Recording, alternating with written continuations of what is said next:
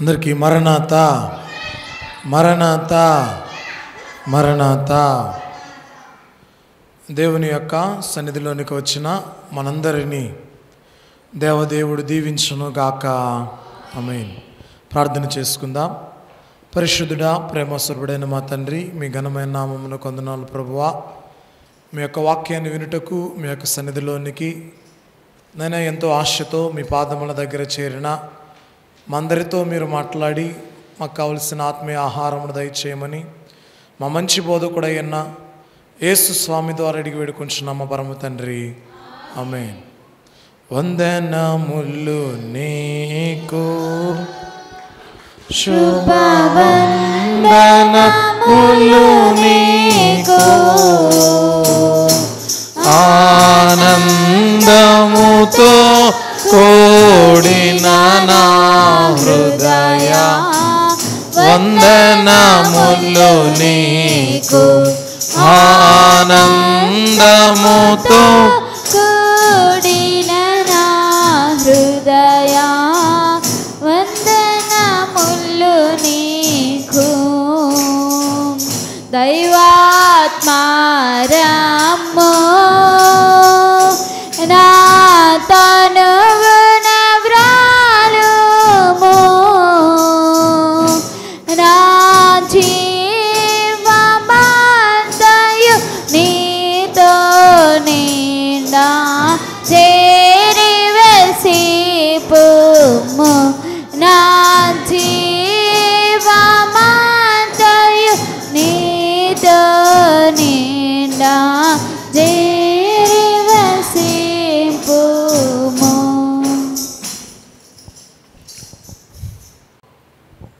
అందరికీ మరొకసారి మరణాతా. మోషే సుఖోపవాస ధ్యాన దినములలోని 20వ దినములోనికి ప్రవేశించిన మనెల్లరకును మన ప్రియుడు, మన రక్షకుడు, మన విమోచకుడు, పరమ తండ్రి అయినటువంటి దేవదేవుని యొక్క దీవెనలు దేవదేవుడు నిండుగా మెండుగా మనెల్లరకు దయచేయును గాక. ఆమేన్. చదవబడినటువంటి వాక్య భాగాలలో మనం గమనిస్తే, గడిచిన దినాన దేవుడు ఇశ్రాయేలీల ప్రజలకు భయభక్తులను నేర్పుతూ ఉన్నాడు. ఆయన వచ్చేటువంటి సమయంలో ఎలా ఉండాలో, ఆయన మాటలు వినుటకు ఎలా ఉండాలో, ఆయన వచ్చి ఉన్నటువంటి స్థలమును ఏ విధముగా ఆయన యందు భయభక్తులు కలిగి జీవించాలో, భయం అంటే ఏంటి, భక్తి అంటే ఏంటి అనేటువంటి కొన్ని మాటలను దేవదేవుడు గడిచిన దినాన మనతో మాట్లాడిన వారై ఉంటూ ఉన్నారు. ప్రియ దేవుని బిడ్డలారా, ఈ 20వ అధ్యాయములో మనం గమనిస్తే 20వ అధ్యాయములో రాయబడినటువంటి మాటలు 10 ఆజ్ఞలు ఇక్కడ ఇవ్వబడ్డాయి. ఎన్ని ఆజ్ఞలండి? 10 ఆజ్ఞలు ఇక్కడ ఇవ్వబడ్డాయి. అంతేకాకుండా 23వ వచనములో ఆయన మాట్లాడుతూ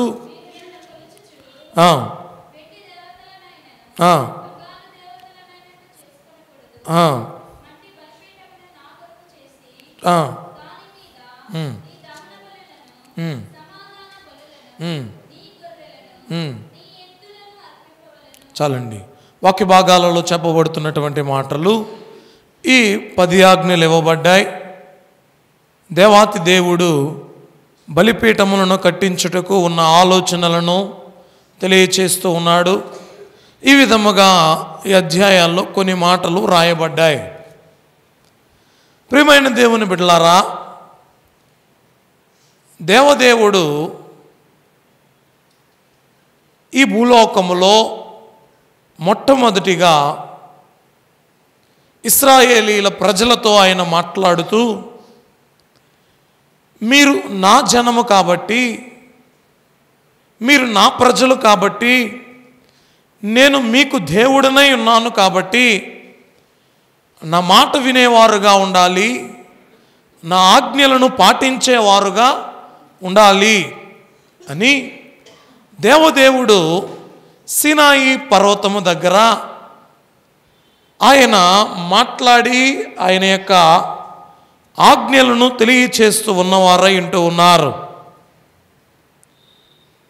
చూడండి ప్రియ దేవుని బిడ్డలారా, దేవుడు ఈ ఆజ్ఞలన్నీ వివరించి చెప్పెను.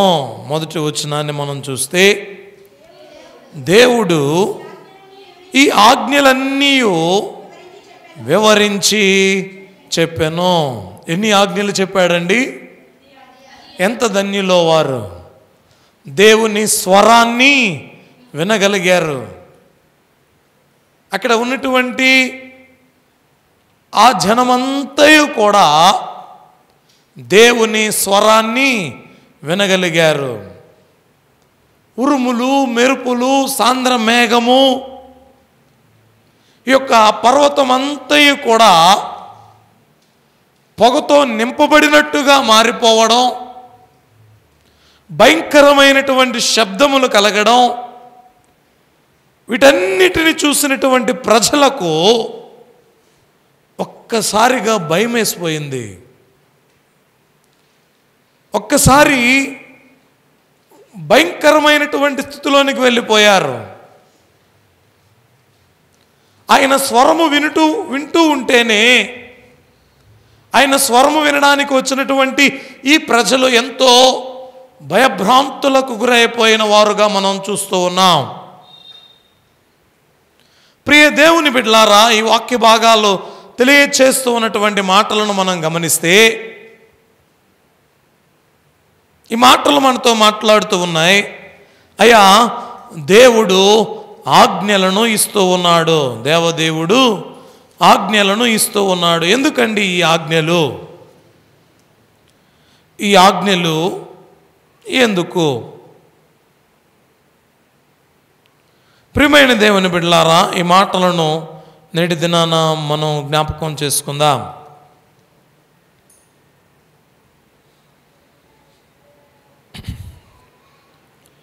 ద్వితీయోపదేశ కాండము 6వ అధ్యాయం 6వ వచనం.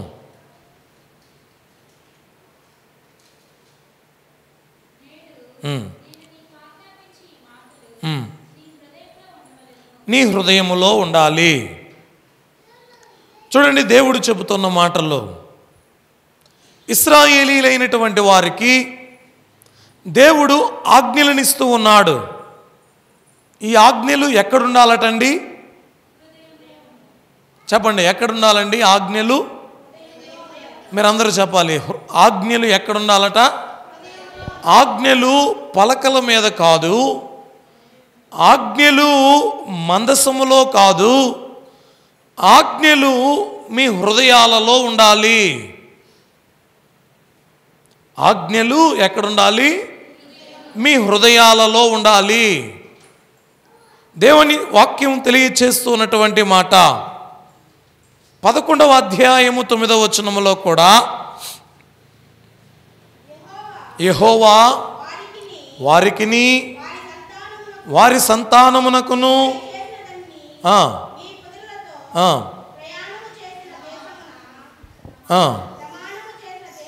ద్వితీయోపదేశ కాండం 11వ అధ్యాయం 9వ వచనం. వారికిని వారి సంతానమునకును మీ పితరులతో ప్రమాణము చేసిన దేశమున, అనగా పాలు తేనెలు ప్రవహించు దేశమును మీరు దీర్ఘాయుష్మంతులగునట్లు నేను, చూడండి అమ్మ, విన్నారా? యెహోవా వారికిని వారి సంతానమునకును దయచేసేదనని మీ పితరులతో ప్రమాణము చేసిన దేశమున, అనగా పాలు తేనెలు ప్రవహించు దేశమున. ఎక్కడటండి? వాక్య భాగాలలో చెప్పబడుతున్నటువంటి మాటలు. ఈ మాటలు దేవుడు తెలియచేస్తూ ఉన్నాడు. అయ్యా, మీకును మీ సంతానమునకును నేను దయచేస్తానని చెప్పినటువంటి దేశము ఒకటి ఉంది. ఏ దేశం అండి అది? కానాను దేశం, పాలు తేనెలు ప్రవహించు దేశము. ఎవరెవరికి చెప్పానో తెలుసా? నీకును నీ సంతానమునకు నేను ఇస్తానని చెప్పా. అంతేకాకుండా నీ పితరులతో ప్రమాణము చేసిన దేశము కూడా ఇదే, అనగా పాలు తేనెలు ప్రవహించు దేశమున మీరు దీర్ఘాయుష్మంతులగునట్లు ఏం చేయాలండి? అమ్మా, ఈ దేశాన్ని నేను మీకు ఇస్తానంటున్నాను. ఈ దేశములో మీరు దీర్ఘాయుష్మంతులు అవ్వాలి అంటే ఏం చేయాలి? ఇప్పుడు ఏం చేయాలో దేవుడు చెబుతూ ఉన్నాడు. నేను ఈ దినమున మీకు ఆజ్ఞాపించు ఆజ్ఞలన్నింటినీ మీరు గైకొనాలి. చూడండి, అయ్యా, నేను ఆజ్ఞాపించి ఈ ఆజ్ఞలు మీ హృదయములో ఉండాలి. అంతేకాకుండా నేను ఆజ్ఞాపించు ఈ ఆజ్ఞలో ఎక్కడ ఉండాలో తెలుసా? మీరు దీర్ఘాయుష్మంతులగునట్లు, మీరు దీర్ఘాయుష్మంతులగునట్లు ఈ ఆజ్ఞలన్నిటినీ మీరు గైకొనాలి. ఆజ్ఞలన్నింటినీ మీరు గైకొనాలి. వాక్య భాగాలలో చెప్పబడుతున్నటువంటి మాటలండి ఇవి. జ్ఞాపకం పెట్టుకోండి. అయ్యా, దేవదేవుడు ఈ ఆజ్ఞలు మాట్లాడాడు, ఈ ఆజ్ఞలను తెలియచేశాడు. అయితే ఈ ఆజ్ఞలు నా హృదయములో ఉన్నాయా? ఈ ఆజ్ఞలు నా హృదయములో ఉన్నాయా?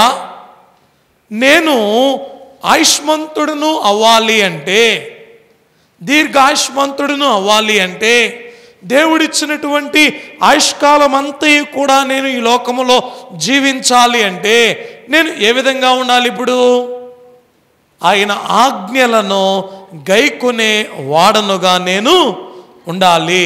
అర్థమైందండి? ఆజ్ఞలు అంత సింపుల్గా మనం ప్రక్కన పెట్టి వేయడానికి వీలు లేదు. దేవుడు ఆజ్ఞలు ఇస్తూ ఉన్నాడు అంటే ఊరకనే కాదు. అసలు ఆయన ఇచ్చినటువంటి ఆజ్ఞలేంటో మనకు తెలియాలి. నేను ఆజ్ఞ ఇచ్చాను అంటే ఈ ఆజ్ఞలను మీరు ఖచ్చితంగా గైకొనాలి. ఈ ఆజ్ఞలను మీరు గైకొంటేనే నేను మీకు ఇస్తానని చెప్పినటువంటి ఈ దేశములో దీర్ఘాయుష్మంతులుగా ఉంటారు. కీర్తనాకారుడు మరొక మాట వ్రాస్తూ 19వ అధ్యాయము 8వ వచనం, 19వ అధ్యాయము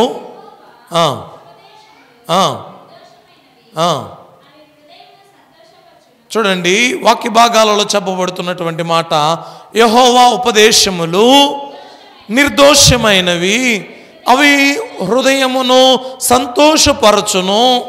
యెహోవా ఏర్పరిచిన ధర్మము నిర్మలమైనది, అది కన్నులకు వెలుగిచ్చును. అమ్మా, ఇశ్రాయేలీయులతో ఉపదేశిస్తూ ఉన్నాడు. ఏం చేస్తూ ఉన్నాడండి? చదివినటువంటి మాట ఒకసారి చదవండి. నిర్గమాకాండం 20వ అధ్యాయము 1వ వచనం. దేవుడు ఈ ఆజ్ఞలన్నీ వివరించి చెప్పాను. ఈ ఆజ్ఞలన్నీ దేవుడు వివరించి వారికి చెప్పాడు. విన్నారండి ఈ మాటలు?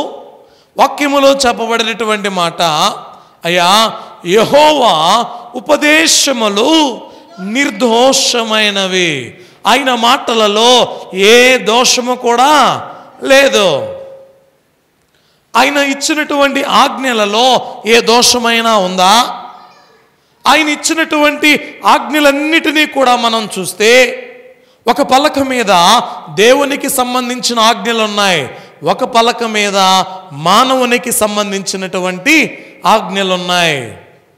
ప్రియ దేవుని బిడ్డలారా, అసలు మానవుడు ఎలా ఉండాలో, ఈ లోకములో జీవించవలసినటువంటి మానవుడు ఎలా ఉండాలో ఆ ఆజ్ఞలను దేవుడు తెలియచేశాడు. ఈ లోకములో జీవిస్తూ ఉన్నటువంటి మానవుడు దేవుని పట్ల ఎలా ఉండాలో ఆయన ఆజ్ఞలను ఇస్తూ ఉన్నాడు. అందుకే వాక్యములో చెప్పబడిన మాట, యెహోవా ఉపదేశములు నిర్దోషమైనవి. చూడండి, ఈ 10 ఆజ్ఞలలో ఏ ఆజ్ఞలో అయినా దోషముందా? ఏ ఆజ్ఞలలోనైనా ఆయన పాపము చేయమన్నట్టు చెబుతూ ఉన్నాడా? ఈ ఆజ్ఞలలోనైనా ఆ ఆజ్ఞ అయ్యా నాకు ఇబ్బందిగా ఉంది అనడానికి వీలుందా? చూడండి, వాక్యం చెబుతోంది, దేవుడు ఉపదేశములు ఏవి కూడా అమ్మా ఏవి కూడా ఎలాంటివి కావు అమ్మా, నీవు దోషిగా మారిపోయేటివి ఏవి ఉండవు. అవన్నీ నిర్దోషమైనవి. ఎలాంటివట? నిర్దోషమైనవి. వాక్యం చెబుతూ ఉంది, అయ్యా నీ మాటలన్నీ కూడా అవి హృదయమును సంతోషపరచును. ఏం చేస్తాయి అండి ఈ వాక్యం? హృదయమును సంతోషపరుస్తాయి. ప్రియ దేవుని బిడ్డలారా, వాక్య భాగాలలో మనం గమనిస్తే ఈ వాక్యాన్ని పట్టుకుని మారినటువంటి వారు ఎందరో ఉన్నారండి. ఈ ఉపదేశాలను విని వారి హృదయమును సంతోషపరచుకుని దేవుని తట్టు తిరిగినటువంటి వారు ఎందరో ఉన్నారు. ఎందుకంటే వారికి ఈ వాక్యములో ఏ దోషము లేదని వారికి తెలిసింది.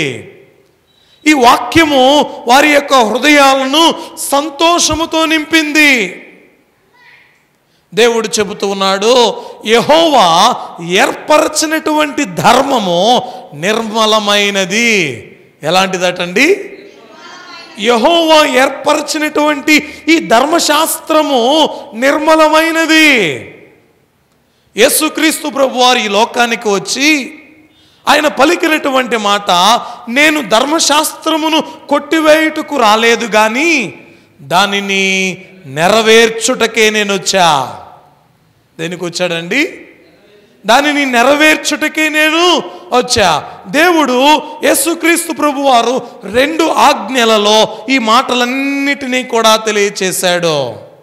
కానీ యెహోవా తండ్రి ఈ 10 ఆజ్ఞలలో 10 ఆజ్ఞలను వారికి వివరిస్తూ ఉన్నాడండి. ఏం చేశాడట? ఆ మాటను మనం చూస్తే ఎంతగా మాట్లాడాడో ఇశ్రాయేలీయుల ప్రజలతో. దేవుని మాటలు వింటూ ఉన్నటువంటి ఈ ప్రజలకు ఆ కంఠ స్వరమును వినలేక భయంకరముగా భయముతో వణికిపోతూ ఉన్నారండి. వణికిపోతూ ఉన్నారు. అందుకే ఎవరు వచ్చారో తెలుసా? అయ్యా అయ్యా దేవుని స్వరాన్ని మేము వినలేం, దేవుని మాటను మేము వినలేం. ఆయన ఈ లోకానికి వచ్చి ఈ పర్వతం దగ్గర చేరి ఆయన మాట్లాడుతూ ఉంటే ఈ ఉరుముల శబ్దమునకు, ఈ మెరుపుల శబ్దమునకు, ఈ యొక్క మేఘముల యొక్క తాకిడికి, ఈ పొగతో మేమందరము కూడా భయముతో వణికిపోతూ ఉన్నాం. మోషే, నీవు మాకు మధ్యవర్తిగా ఉండు. ఎలా ఉండండి? మధ్యవర్తి. ఎందుకో తెలుసా? దేవుని మాట నీవు విను, నీవు విని ఆ మాటను మాకు చెప్పు, మేము ఆయన మాటలను వింటాం అంటూ ఉన్నారు ఇక్కడ. ప్రియమైన దేవుని బిడ్డలారా, వాక్య భాగాలలో మనం చూస్తే ఇశ్రాయేలీయులకు దేవునికి మధ్యవర్తిగా ఎవరున్నారయ్యా అంటే మోషే గారు ఉన్నారండి.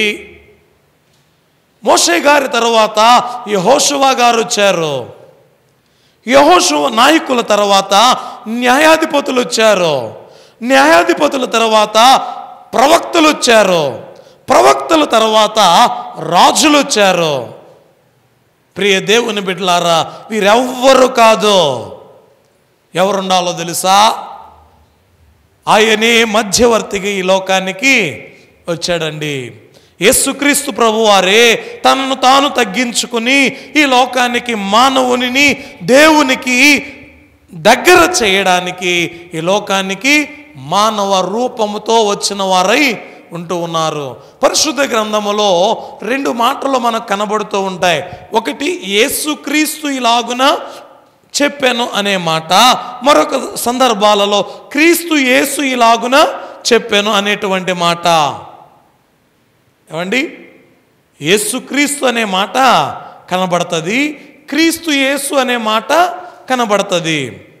ఈ రెండు పదాలు వచ్చినప్పుడు గమనించవలసింది ఏంటి అంటే, యేసుక్రీస్తు ప్రభు వారికి ఈ లోకములో మానవుడు స్వరూపిగా ఉన్నప్పుడు ఆయన మాటలను మనం ఆ వచనాలలో గమనించగలం. మానవత్వానికి సంబంధించిన మాటలు మాట్లాడుతూ ఉన్నప్పుడు యేసు ఇలాగున చెప్పాను, యేసు ఈ మాటలు మాట్లాడాను అనే మాటలు కనబడతాయి. అదే క్రీస్తు ఇలా ఈ మాటలు పలికెను అంటే ఏంటో తెలుసా? దైవత్వానికి సంబంధించినటువంటి మాటలవి. దేనికి? దైవత్వానికి. చూడండి ప్రియ దేవుని బిడ్డలారా, గమనించండి. వాక్యములో మనం చూస్తే ఆజ్ఞలు అంటే నేటి దినాన నేర్చుకుంటున్నాం. ఆజ్ఞలు అంటే విని వదిలేసేటివి కాదు. ఎక్కడుండాలటండి ఆజ్ఞలు? చెప్పండి, ఎక్కడుండాలి? మన హృదయములో ఉండాలి. నీవు దీర్ఘాయుష్మంతుడు అవ్వాలి అంటే ఈ ఆజ్ఞలను నీవు గైకొనాలి. ఈ ఆజ్ఞలను నీవు గైకొనాలి. ఈ ఆజ్ఞలలో ఏ దోషము కూడా లేదు. ఇది నిర్మలమైనవి, పరిశుద్ధమైనవి, నిన్ను పరిశుద్ధపరిచేటివి. దేవుని యొక్క వాక్యాలు మనకు ఇంకా బోధిస్తూ ఉన్నాయి. 119వ కీర్తన 6వ వచనాన్ని మనం చూస్తే,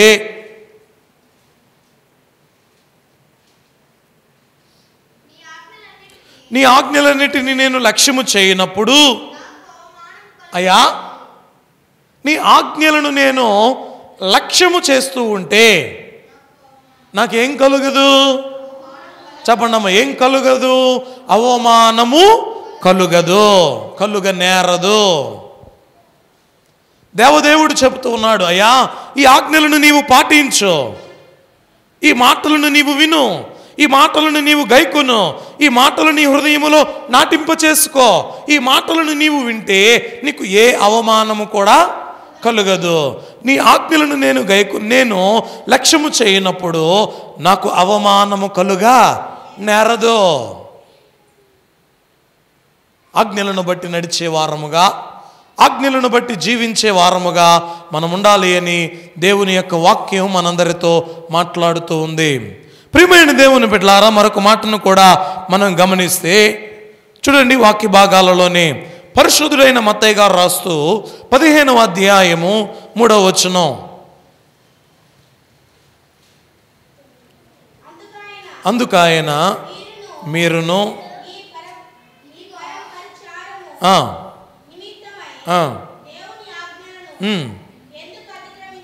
చూడండి వాక్యములో చెప్పబడుతున్నటువంటి మాట, అందుకాయన మీరును మీ పారంపర్యాచారము నిమిత్తమై,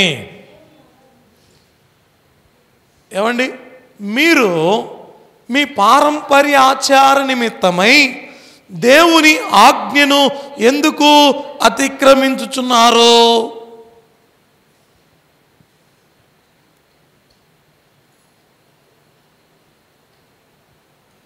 చూడండి, ఆ మాటలను మనం చూస్తే పై వచనాల్లో, ఆ సమయమున యెరూషలేము నుండి శాస్త్రులను పరిసయ్యులను యేసునొద్దకు వచ్చి అంటున్నారు, నీ శిష్యులు చేతులు కడుక్కొనకుండా భోజనం చేయుచున్నారే, వారెందు నిమిత్తము పెద్దల పారంపర్యాచారమును అతిక్రమించుచున్నారని అడిగిరి.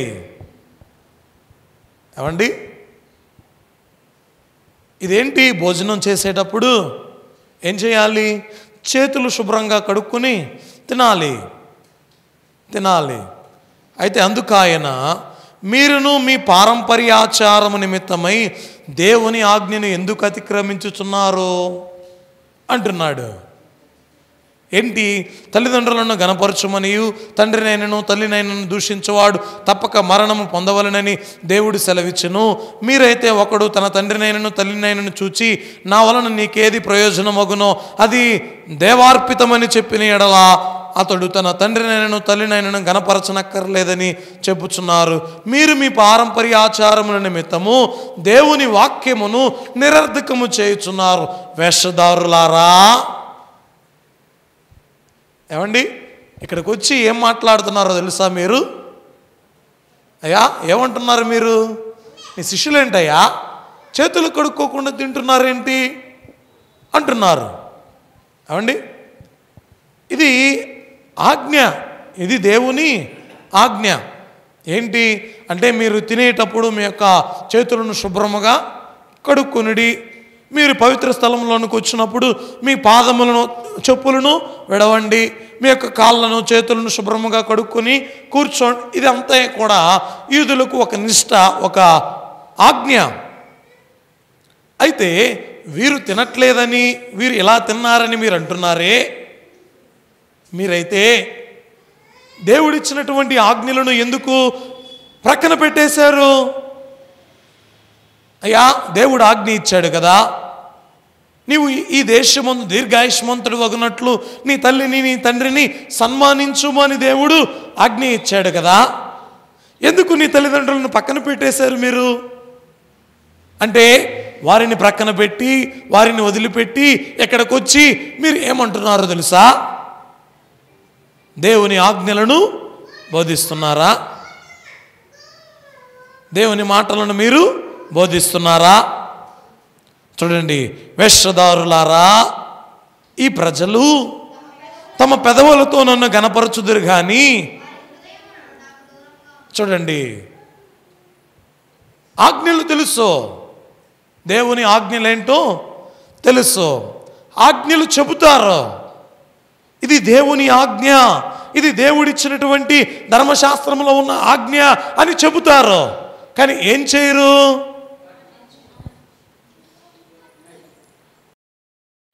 మత్తయి సువార్త 22వ అధ్యాయము 38వ వాక్యం. ఇది ముఖ్యమైనది, మొదటిదైనది ఆజ్ఞ. నిన్ను వల్లే, చూడండి, యేసుక్రీస్తు ప్రభు వారు చెబుతూ ఉన్నారు ఏం చేయాలన్నయ్యా? ఇది మొదటిది, ఇది చెప్పండమ్మా, ఇది మొదటిది, ఇది ముఖ్యమైనది. ఏంటది? నిన్ను వల్లే నీ పొరుగు వారిని ప్రేమించాలి. ఇంకా రెండవ, ఈ రెండు ఆజ్ఞలను ధర్మశాస్త్రం అంతటికి ప్రవక్తలకును ఆధారమై ఉన్నవి. చూడండి అయ్యా, వాక్య భాగాలలో చెప్పబడుతున్నటువంటి మాటలు దేవుడు రెండు ఆజ్ఞలు తెలియచేశాడు. ఈ రెండు ఆజ్ఞలు ధర్మశాస్త్రం అంతటికీ కూడా ప్రధానమైన ఆజ్ఞలు. ఒకటేమో దేవునికి సంబంధించింది, ఒకటేమో మానవునికి సంబంధించింది. ఒక పలక మీదేమో దేవునికి సంబంధించిన ఆజ్ఞలు ఉన్నాయి, ఒక పలక మీదేమో మానవునికి సంబంధించిన ఆజ్ఞలు ఉన్నాయి. ఈ మాటలను మనం నేర్చుకుందాం ముందుకు. అయితే గమనించండి ప్రియ దేవుని బిడ్డలారా, నేటి దినాన వాక్యములో దేవుడు ఆజ్ఞలిచ్చాడు. ఆజ్ఞలిచ్చాడు అంటే పాటించమనిచ్చాడా, పాటించవద్దనిచ్చాడా? చెప్పండి, ఎందుకు ఇచ్చాడండి?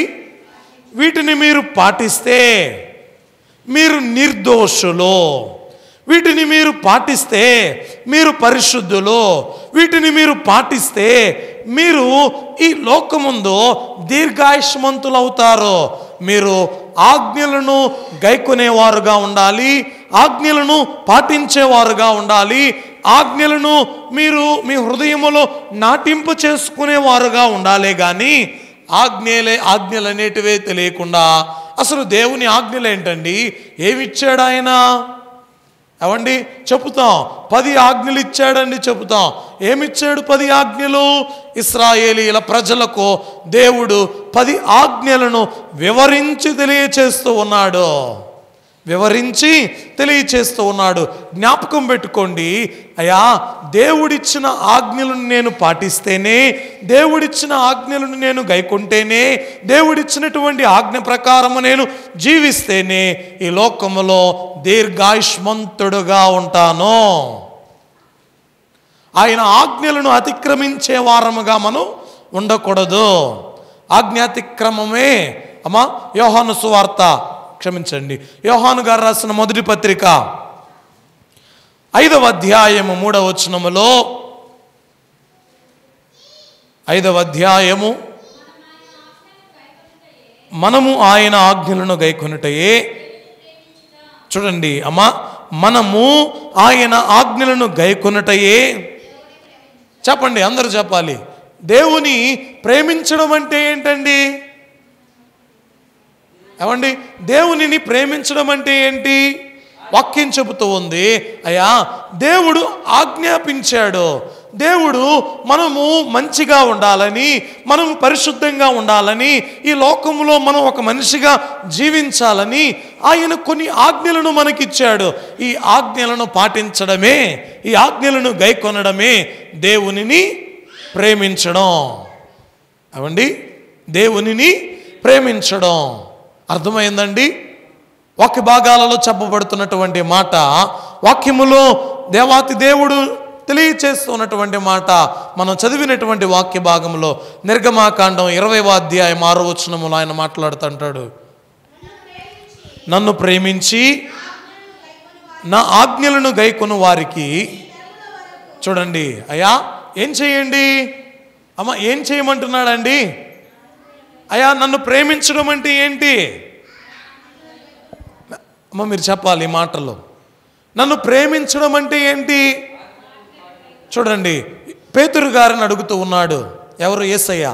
పేతురు, నీవు నన్ను ప్రేమిస్తున్నావా? ఏమండి, పేతురు నీవు నన్ను ప్రేమిస్తున్నావా? ఇప్పుడు మిమ్మల్ని అడుగు, అమ్మా మీరు దేవునిని ప్రేమిస్తున్నారా? మీరు దేవునిని ప్రేమిస్తున్నారు అనడానికి గల కారణం ఏంటో తెలుసా? దేవుని ఆజ్ఞలను పాటించడమే దేవునిని ప్రేమించడం. మీరు నా ఆజ్ఞలను గైకొనిన ఎడల 1000 తరముల వరకు కరుణించువాడనై ఉన్నా. ఏమండి, ఎంత క్లియర్గా దేవాతి దేవుడు తెలియచేస్తూ ఉన్నాడో తెలుసా? అయ్యా మీరు నా ఆజ్ఞలను గైకొనిన ఎడల ఎన్ని తరముల వరకు? చెప్పండమ్మా, ఎన్ని తరముల వరకట? 1000 తరముల వరకు నేను మిమ్మును కరుణించువాడను. ఏమండి, ఆజ్ఞలంటే ఏదో విని మరచిపోయే వారంగా ఉంటామా? ఆజ్ఞ అంటే అసలు మనకు గడిచిన దినాన కొన్ని మాటలు తెలియజేశాను. నేను దినాన శుక్రవారాన సంఘ బిడ్డలకు కొన్ని మాటలను నేను తెలియజేశానమ్మా. మనం ప్రార్థన చేస్తూ ఉన్నాం, వచ్చాం, ప్రార్థన చేసాం, వెళ్ళిపోయామంటే కాదు. అసలు సంఘములో ఏమి అవసరమై ఉన్నాయో, సంఘములో ఉన్నటువంటి సంఘ బిడ్డలు ఏ అవసరతల నిమిత్తమైతే వస్తూ ఉన్నారో వీటన్నిటి గురించి ప్రార్థన చేయాలి అని ఆ రోజు అందరం కూడా ఆ అంశాలను జ్ఞాపకం ఉంచుకొని అందరి కొరకు ప్రార్థన చేసిన వారముగా ఉంటున్నాం. అంటే ఇప్పుడు కూడా ఆజ్ఞలు పాటించాలి అంటే, ఏమండి, ఆజ్ఞలు పాటించాలి అంటే అసలు ఆజ్ఞలేంటో మనకు తెలియాలి కదా. అర్థమవుతుందండి? ఆజ్ఞలను పాటించమని దేవుడు చెబుతున్నాడు, గైకొనమని చెబుతూ ఉన్నాడు. అయ్యా మీరు నా ఆజ్ఞలను గైకొంటే 1000 తరముల వరకు నేను మిమ్మల్ని కరుణిస్తాను అని చెబుతూ ఉన్నాడు. అయితే ఈ ఆజ్ఞలేంటో మనకు తెలియాలి కదా. తెలియాలి అంటే దేవుని యొక్క వాక్యాన్ని మనం చదివే వారమై ఉండాలండి. ఈ వాక్య భాగములో చెప్పబడుతూ ఉన్నాయి. ద్వితీయోపదేశకాండము 4వ అధ్యాయము 40వ వచనం. ద్వితీయోపదేశకాండము 4వ అధ్యాయము 40వ వచనాల్లో మనం చూస్తే, మరియు నీకును నీ తరువాత నీ సంతానపు వారికి నీ క్షేమము కలుగుటకై నీ దేవుడైన యెహోవా సర్వకాలము నీకు ఇచ్చుచున్న దేశములో నీవు దీర్ఘాయుష్మంతుడు వగునట్లు నేడు నేను నీకు ఆజ్ఞాపించు ఆయన కట్టడలను. చూడండి అమ్మా, దేవుడు చాలా క్లియర్గా స్పష్టంగా మాట్లాడుతూ ఉన్నాడు. అయ్యా ఈ దేశములో నీవు దీర్ఘాయుష్మంతుడుగా ఉండాలా, ఈ దేశములో నీవు నీ దేవుడైన యెహోవా సర్వకాలము నీకు ఇచ్చుచున్న ఈ దేశములో ఉండాలి అంటే ఏం చేయాలో తెలుసా? ఆజ్ఞలు గైకొను, ఆజ్ఞలను గైకొను. అందుకేనండి ఇశ్రాయేలీయులు, యూదులైనటువంటి వారికి ధర్మశాస్త్రం అంతా కూడా వారు కంటత వారికి నేర్పించేది ఏంటో తెలుసా? చిన్న బిడ్డలైనటువంటి వారు ఆ యొక్క వెయిలింగ్ వాల్ దగ్గర, ఏడుపుల గోడ దగ్గర చేరి చిన్న బిడ్డలు ఈ యొక్క ధర్మశాస్త్రాన్ని, వారు ఈ యొక్క ధర్మశాస్త్రాన్ని చదువుతూనే ఉంటారు. వారు నేర్చుకోవాలి దానిని. ఏమండి, 7 సంవత్సరాల బిడ్డలను ధర్మశాస్త్రాన్ని అడిగితే వారు ఎంతో చక్కగా చెబుతారండి. వాక్య భాగాలలో చెప్పబడుతున్నటువంటి మాటలు చూడండి, గై కొనాలి అని దేవాతి దేవుడు ఎంత క్లియర్గా ఎన్ని మాటలలో 6వ అధ్యాయము 17వ వచనములో కూడా ఆయన అంటాడు, మరలా మీ దేవుడైన యెహోవా ఆజ్ఞలను, ఆయన నీకు నియమించిన శాసనములను కట్టడలను ఏం చేయండి? జాగ్రత్తగా ఆచరించండి. దేవుని ఆజ్ఞలను పాటించండి, దేవుని మాటలను వినండి, దేవుని యొక్క సన్నిధానములో మీరు జీవించండి. దేవదేవుడు మిమ్మల్ని దీర్ఘాయుష్మంతులుగా చేస్తాడు, మిమ్మల్ని కరుణిస్తాడు. మిమ్మల్ని బట్టి 1000 తరముల వరకు దేవుడు మిమ్మల్ని కరుణించేవాడై ఉంటున్నాడు. కాబట్టి ప్రియ దేవుని బిడ్డలారా, ఒక మాట కాదు, 2 మాటలు కాదండి, ఈ విధంగా అనేకమైనటువంటి మాటలు అధ్యాయాలలో వ్రాయబడ్డాయి. దేవాతి దేవుడు తెలియచేస్తున్నటువంటి మాట, ఆజ్ఞలను గైకొనండి, ఆజ్ఞలను మీరు గైకొనండి, ఆజ్ఞలను మీరు పాటించండి, ఆజ్ఞానుసారముగా మీరు జీవించండి. కాబట్టి ఆజ్ఞలను పాటించాలా అమ్మా? ఆజ్ఞలను పాటించే వారముగా ఉండాలా? అతిక్రమించే వారంగా ఉండాలా? పాటించే వారంగా ఉండాలి. ఆజ్ఞలను గైకొనే వారంగా ఉండాలి. దేవాతి దేవుడు చెప్తూ ఉన్నాడు, ఆజ్ఞాతిక్రమమే పాపము, పాపమునకు వచ్చు జీతము మరణం. దేవుడు ఆజ్ఞ ఇచ్చాడు, అతిక్రమించామా మరణిస్తాం, అతిక్రమించామా పాపాన్ని పోగు చేసుకుంటాం. పాపమునకు వచ్చే జీతం ఏంటంటే మరణం. కాబట్టి ఆజ్ఞను అతిక్రమించే వారముగా మనము ఉండక, అసలు మొదటిగా ఆజ్ఞలేంటో మనం తెలుసుకుని ఆజ్ఞలను మనం నేర్చుకుని మన హృదయములో వాటిని గైకుని వాటి ప్రకారము జీవించు భాగ్యము దేవదేవుడు మనందరికీ దయచేయును గాక. ఆమేన్. ప్రార్థన చేసుకుందాం. పరిశుద్ధుడా, ప్రేమస్వరూపుడైన మా తండ్రి, నీ పరిశుద్ధ గ్రంథములో మీరు మాకు రాసి ఇచ్చినటువంటి ఆజ్ఞలను మేము గైకొనే వారముగా, నేర్చుకునే వారముగా, నడిచే వారముగా నైనా మీ కృపతో మమ్మల్ని అందరినీ దీవించమని, మాకు కావలసినటువంటి నైనా ఆజ్ఞలను మీరు మాకు తెలియచేశారు. ఈ లోకములో మేము పరిశుద్ధముగా ఉండుటకు, పవిత్రంగా ఉండుటకు, ఈ లోకములో ప్రభువా నీ యొక్క నామ మహిమార్థమై జీవించుటకు మీరు ఇచ్చినటువంటి ఆజ్ఞలను అనుసరించు భాగ్యాన్ని మాకు దయచేయమని యేసు నామమున అడిగి వేడుకుంటున్నాము తండ్రి. ఆమేన్. అందరికీ మరణాత మరణాత మరణాత. దేవదేవుడే మనందరినీ దీవించును గాక.